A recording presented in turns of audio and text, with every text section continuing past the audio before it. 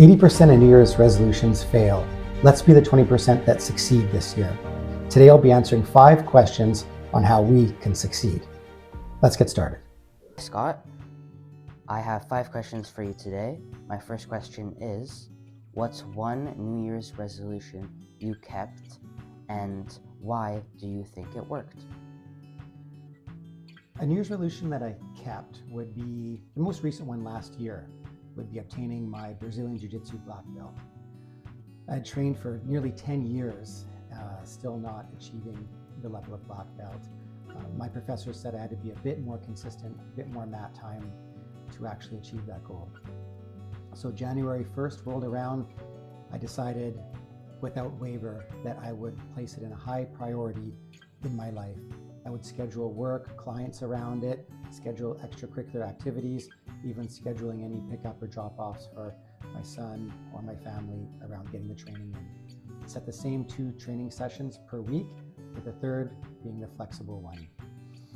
Now this meant a lot to me, so I had a lot of inside drive pushing me forward to not quit and not give up based on how much previous time, effort, and focus I'd put into my Brazilian Jiu-Jitsu career.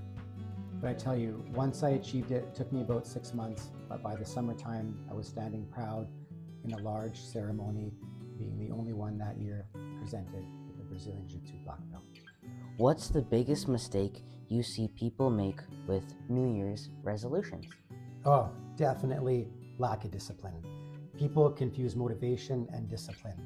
Motivation's like the spark that starts a fire, but then it dies out. You need to be throwing logs on that fire to keep it burning, meaning you have to have discipline. You have to set your day, your time, know that it's going to be a sacrifice to some other things in your life.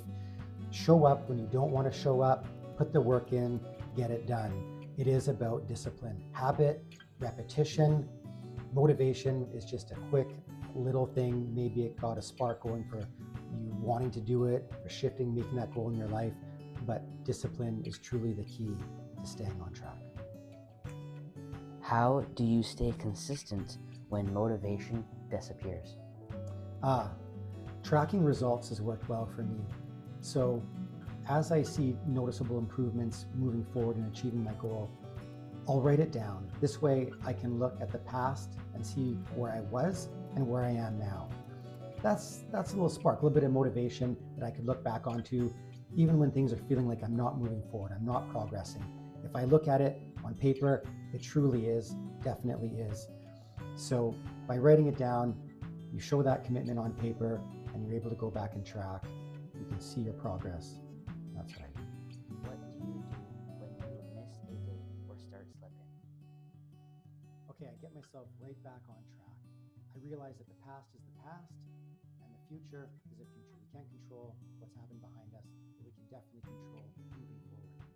So get committed again, realize what brought you off track, whether that was a different part of your life, you're out of balance a bit, was taking up some of the time that you had scheduled intended for the goal you're trying to achieve, and make sure you readjust your calendar, adjust your schedule, get back on track. It's not an all or nothing game. The gray area of starting a goal and achieving it is progress. That's where you want to stay. A step back, a setback is nothing that's expected, but to stay the course is the only way that you'll achieve it. If you could just give one piece of advice to someone who's already struggling with the resolution, what would it be? If you're struggling with your resolution, best thing to do is break it down. Make sure that you have a piece of paper and pen and you're breaking your goal down to small, easy, manageable pieces, one at a time. Rome wasn't built overnight. So achieving small steps is the way to get to the finish line. If you write it down, you can check off each one week by week, and eventually you'll see the end through and you would have achieved your goal. If building something meaningful this year matters to you, I share my real journey, the wins, the mistakes, and the lessons in my autobiography, The Unlikely Millionaire. It's about success in business, real estate, and my audio and ebook drop February 1st, 2026. The link will be in the description. Make sure to grab a copy.